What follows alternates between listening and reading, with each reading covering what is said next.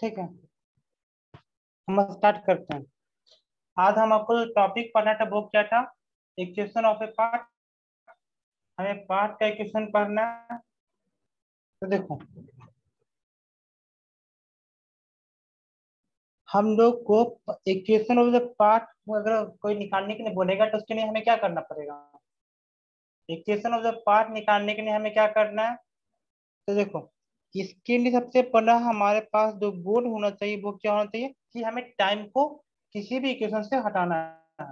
Okay, किसी भी कोई भी हमारा जो इक्वेशन है उससे अगर हम लोग को इक्वेशन का पार्ट निकालना होगा, उसका मतलब क्या, हमको टाइम पर निकालना है। ओके, तो हमारा एम क्या होना चाहिए?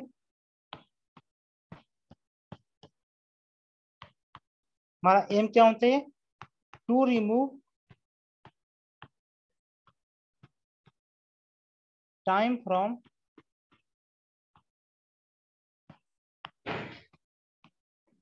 इक्वेशन। देखो, इससे आपको समझ में नहीं आ रहा होगा टाइम क्या क्या क्या हटाना है, टाइम को कैसे हटाएंगे। ओके, ये आपको समझ में नहीं आ रहा होगा। ओके, हम आपको एक सिंपल से एग्जांपल देते हैं। आपके पास है एक इक्वेशन है, क्या? Y is equal to a sine omega T. Okay, आपके पास बाई का मान कितना है? A sine omega t. और दूसरा इक्वेशन है आपका x is equal to b cos omega t. एक में आपका है y equal to a sine omega t, और बी इक्वल टू कितना आपका? B cos omega t. ठीक है, ये हो गया हमारा एक इक्वेशन नंबर वन। एक हो गया हमारा इक्वेशन नंबर टू। ठीक है, अब हमको बताना है कि हमको इक्वेशन ऑफ द पार्ट निकालना है। हमारा एम क्या है कि हमें पार्ट का इक्वेशन निकालना है। तो पार्ट का इक्वेशन कैसे आएगा? हमें पार्ट ऑफ द इक्वेशन कैसे आएगा?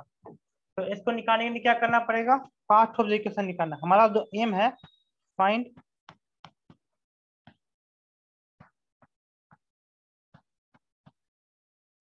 Part of a equation. हमें क्या करना है? इक्वेशन का पार्ट निकालना है। तो हमारा एम कैसे? टाइम को हटाना।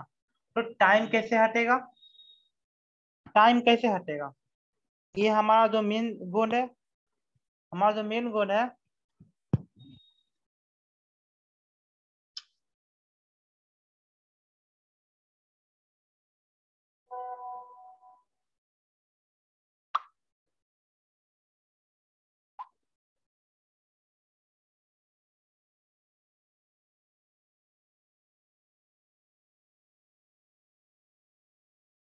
ओके, तो इससे हमको टाइम हटाना है। तो टाइम कैसे हटेगा हमारा? तो देखो, आपके पास एक इक्वेशन होगा sine square omega t plus cos square omega T. इसका मान कितना होता है? साइन स्क्वायर ओमेगा टी और कॉस स्क्वायर ओमेगा टी का मान कितना होगा? वन होगा। तो शायद आपको ये चीज समझ में नहीं आया ओमेगा टी क्या है, लेकिन आपने जो है 10th स्टैंडर्ड में इतना तो पढ़ा होगा ना कि sine square theta plus cos square theta, इसका मान वन से सबने पढ़ा होगा। Sine square theta plus cos square theta. तो थीटा की जगह पे यहाँ पे ओमेगा टी है, और क्या? तो ये वैल्यू किसको नहीं पता 10th स्टैंडर्ड में? जिसको कुछ नहीं पता होगा, जिसने कुछ भी नहीं पढ़ा होगा। तो 10th स्टैंडर्ड में मैथमेटिक्स में तो इतना सब कोई पढ़ा होगा ना कि sine square theta plus cos square theta का मान वन होगा। तो हमको क्या करना है? एक इसका इक्वेशन निकालना है। ओके, तो इसका इक्वेशन कैसे आएगा हमारा? तो देखो, कुछ ऐसा कमांड करते हैं कि इससे हमारा टी खत्म हो जाए। तो देखो, ये हम लिख सकते हैं by by A. By by ए का मान कितना होगा हमारा? Sine omega T. Okay, by by ए का मान कितना होगा हमारा? Sine omega T. उसी प्रकार से जो है हमारा एक्स बाई बी का मान कितना होगा हमारा कॉस ओमेगा टी। ओके, तो बाई बाई ए का मान कितना है हमारा साइन ओमेगा टी, और एक्स बाई बी का मान कितना हो गया कॉस ओमेगा टी। तो हमारे हम इसको दो इक्वेशन मानते हैं, इक्वेशन नंबर 1 और इक्वेशन नंबर 2। तो अब इसको क्या करते हैं, 1 का स्क्वायर प्लस 2 का स्क्वायर, 1 का स्क्वायर प्लस 2 का स्क्वायर कितना होगा हमारा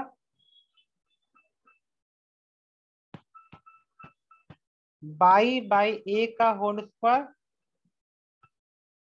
okay, plus x by b का होल स्क्वायर। इसका मान हमारा कितना होगा sine square omega t plus cos square omega t. इसको इस तरह से लिख सकते हैं sine square omega t plus cos square omega t. इसको लिखने में कोई दिक्कत तो नहीं है हमारा। तब दोनों को जब ऐड करेंगे तो आपको पता है कि sign square omega t plus cos square omega T का मान 1 होगा। तो आपका जो टी है वो खत्म हो गया कि नहीं हो गया, बिल्कुल टी खत्म हो गया। तो आपका इक्वेशन है वो कितना हो गया y square by a square plus x square by b square, इसका मान कितना हो गया 1 हो गया। ओके, तो एक इक्वेशन बन गया आपका। तो आपका जो इक्वेशन दिया हुआ है उससे दो इक्वेशन और जो पार्ट निकालना होगा वो निकल जाएगा। तो इसको बोलते हैं इक्लिप्स। ओके, जैसे आपने जो मैथमेटिक्स पढ़ेगा तो मैथमेटिक्स का ज्ञान रखेगा 11th में पढ़ना है इक्लिप्स। ओके, अगर यही चीज अगर यहाँ पे ए और बी दोनों बराबर होता तो उसको बोलते हैं सर्किल। तो आपको उतना जानने की जरूरत नहीं है। ओके, अगर यहाँ पे दोनों ए और बी दोनों बराबर हो जाएगा तो आपका हो जाएगा y square by a square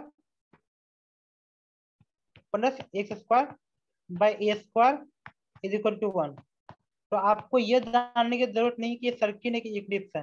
जो मैथमेटिक्स का स्टूडेंट है वो जानेगा। तो आपको हम सिंपली जो है इक्वेशन और द पार्ट निकालना सीखना है। तो अगर किसी तरह से आपका जो दिया हुआ है उसका आपका इक्वेशन ऑफ द पार्ट निकालना होगा तो उसको आप इस तरह से निकाल सकते हैं। इसमें किसी को कोई दिक्कत, आदित्य समझ में आ रहा है?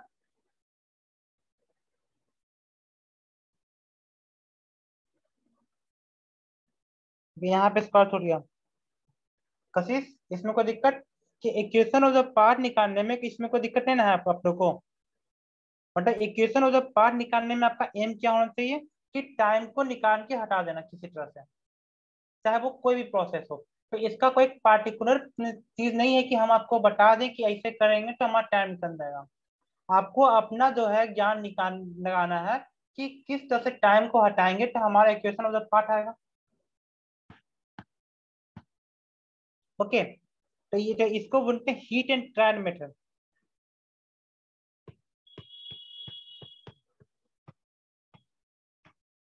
हीट एंड ट्रायल मेथड में क्या होता है कि कोशिश करते जाओ कभी ना कभी तो पहुंच जाओगे।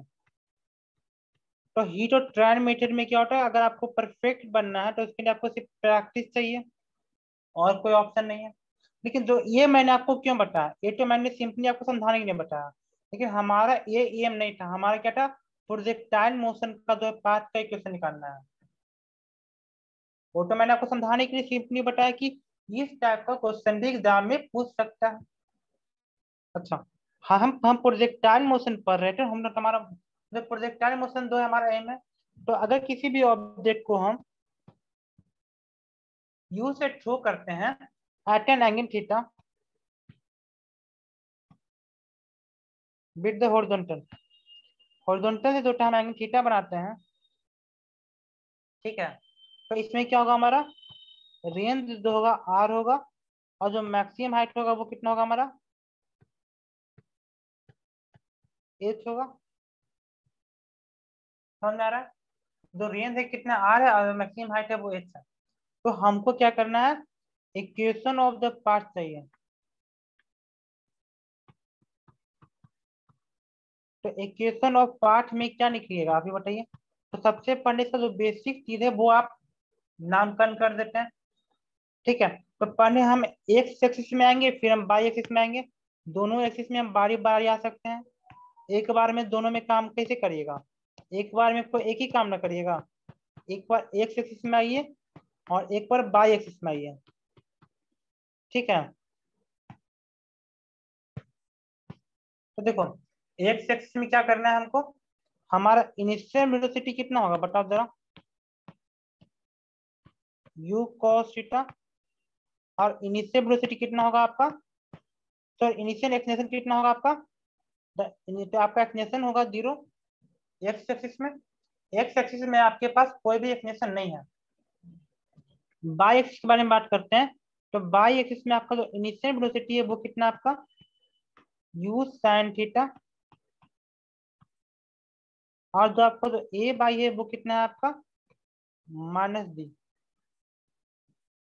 ओके, आपका जो एक्सलेशन है वो आपका बाई एक्सिस में कितना है -d।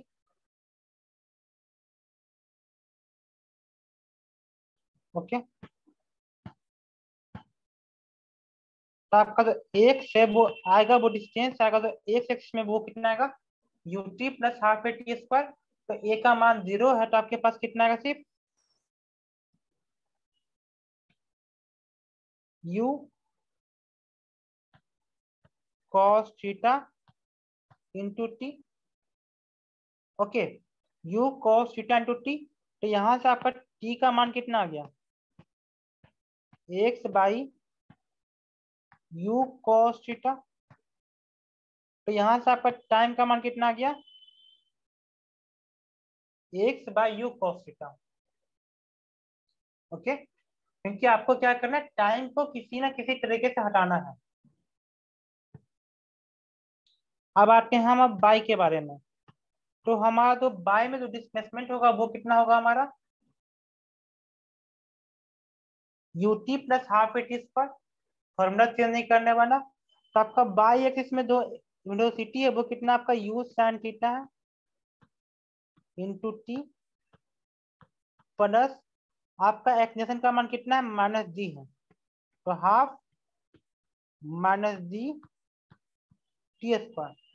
तो आप ऐसा कीजिए कि आप इस यहाँ पे जो आप टी का मान निकालने हैं, इस टी का मान जो है यहाँ पे पुट कर दीजिए, या फिर जो है बाई में टी का मान निकाल दीजिए। तो आसान कौन सा पड़ेगा, जो आपको एक एक्सिस में जो काम किए थे उसमें जो है हमने टी निकाला उसको पुट कर सकते हैं। तो हम क्या करेंगे, ये टी का मान पुट कर देंगे सिंपली, ज्यादा दिमाग नहीं लगाना। तो u sin थीटा, टी का मान कितना आ गया X by U cos theta minus half दी, और टी का मान कितना होगा X square divide by U square cos square theta. Okay, यहाँ पे कोई दिक्कत,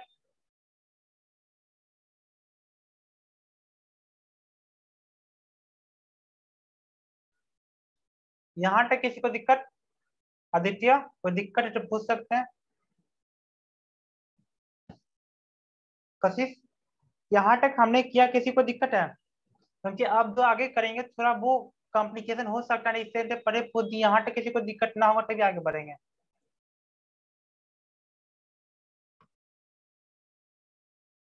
आगे बढ़े हैं, आपने जो है रेंज का मान कितना पढ़ा, 2 u cos थीटा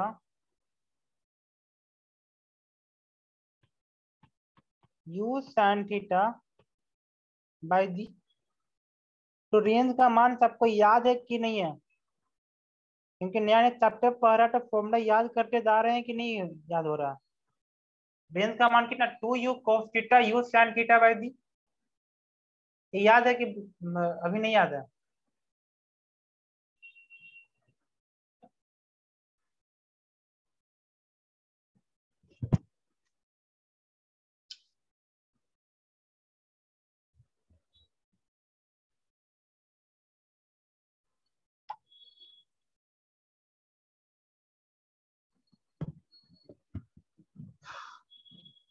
तो यहाँ पे आपका हुआ रेंज का मान आर का मान। अब देखो, अब यहाँ से क्या कर दो आप, एक tan थीटा को बाहर करो। तो ऊपर में क्या है, sin थीटा है, तो ऊपर में एक tan थीटा को आपको बाहर करना है।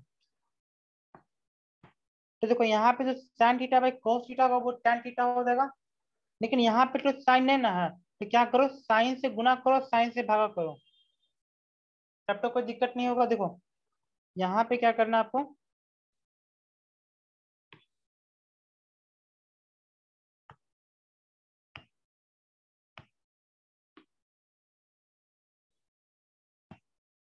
देखो यहाँ पे क्या करते हैं, साइन से गुना भी करते हैं और साइन से भागा भी करते हैं।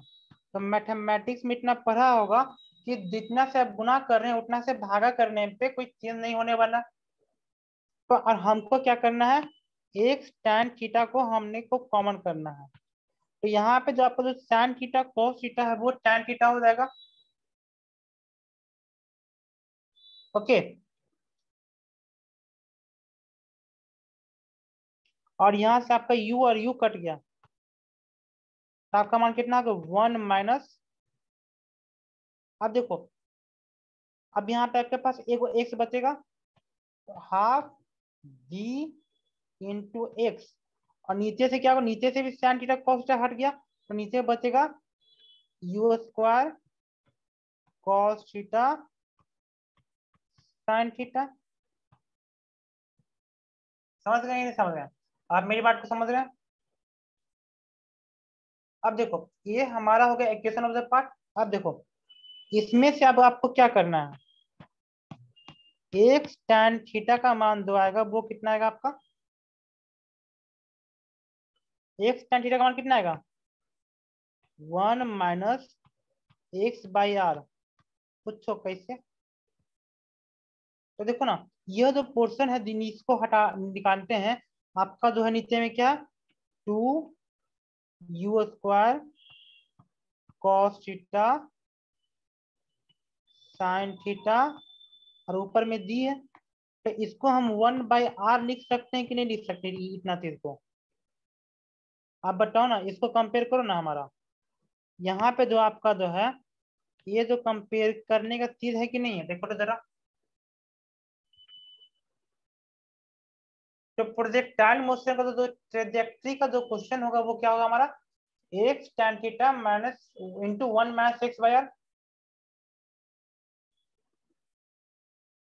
ओके, तो यहाँ से आपका टी भी हट गया, तो आपका जो मेन एम था वो क्या था आपका, टी को हटाना, कुछ भी ऐसा करना जिससे आपका टी जो है खत्म हो जाए।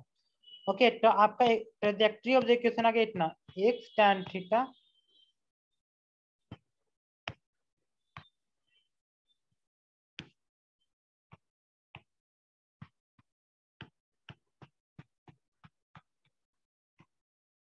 ओके,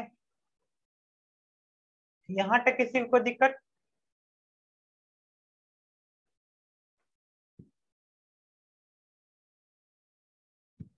यहाँ तक किसी को दिक्कत नहीं है।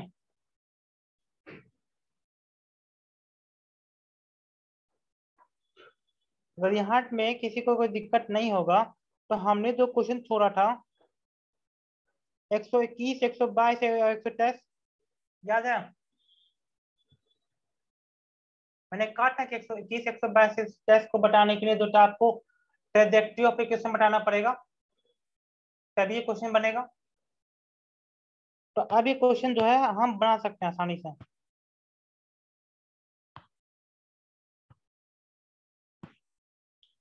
तो क्या हम इसको बना सकते हैं, आपका क्या सोच है, देखो इसमें से क्या पूछ रहा है, एंगल ऑफ प्रोजेक्शन चाहिए। तो आपका जो ट्रेजेक्ट्री ऑफ इक्वेशन है वो कितना है, बताइए जरा।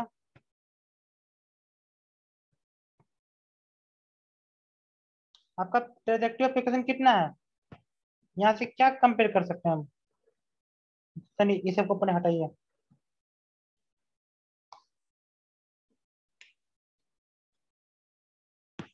आपने ट्रेजेक्ट्री ऑफ इक्वेशन पढ़ा था y इक्वल टू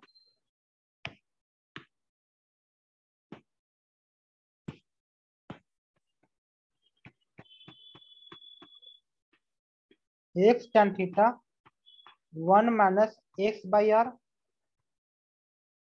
याद है।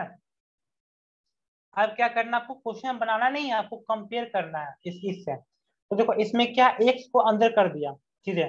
तो आप सबको अंदर कर दोगे तो आपके पास क्या बचेगा, x tan theta 1 x tan theta minus x square tan theta by R. बचेगा कि नहीं, नहीं बचेगा, होगा कि नहीं होगा।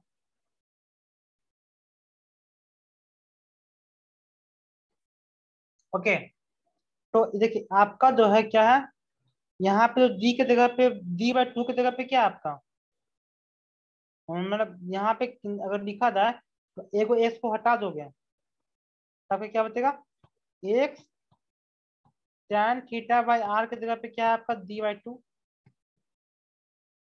और यहाँ पे जो है एक्स है, एक्स की जगह पे एक्स है, और tan थीटा की जगह पे क्या है, √3 है।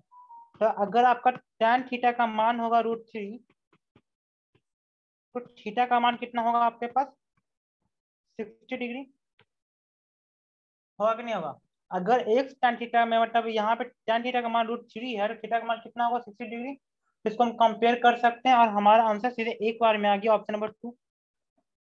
तो इसके लिए आपको ये इक्वेशन याद होना चाहिए, अदरवाइज ये नहीं बनेगा। The equation of projectile of y is equal to 16x minus x square by R. अच्छा, अब इसमें से क्या पूछ रहा है, द हॉरिजॉन्टल रेंज। तो इसमें हॉरिजॉन्टल रेंज पूछ रहा है, तो देखो ना दी, तो इसमें हॉरिजॉन्टल रेंज में हमको 8 चाहिए, ठीक है।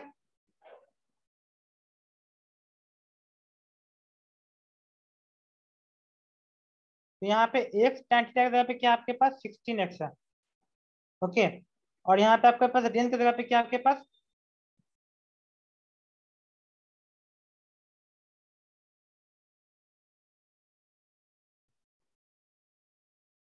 यहाँ पे tan थीटा की जगह पे आपके पास 16 है, और यहाँ पे एक्स एक्स स्क्वायर बाई 4 है। एक्स स्क्वायर यहाँ पे हटा दो, तो आर बाय tan थीटा की जगह पे कितना होगा आपका, देखो यहाँ से आप कंपेयर करोगे तो आपका क्या होगा, tan थीटा बाई आर की जगह पे कितना आपका 1/4, ओके। आपने कंपेयर किया तो क्या क्या, tan थीटा बाई 4 की जगह पे कितना 1/4 है, ठीक है। और यहाँ से कंपेयर करेंगे आप एक्स tan थीटा, यहाँ से एक्स कॉमन है, तो tan थीटा की जगह पे कितना आपके पास 16 है, ओके। tan थीटा की जगह पे आपके पास कितना है, 16 है।